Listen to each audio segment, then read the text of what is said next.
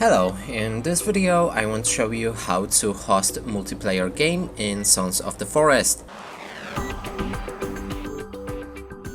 And to do this you will need to click on multiplayer, click on host, then go for a new game. You can also continue if you want to play on the previous save.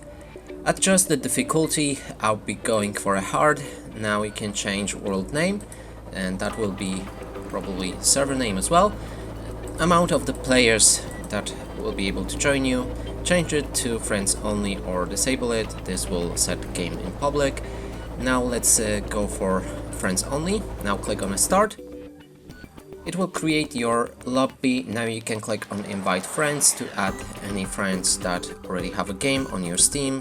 As you can see, my Steam friend list shows up and now I can invite them. And that's it for this video. Hope you like it. Please consider subscribing to our channel, leave a like and a comment below.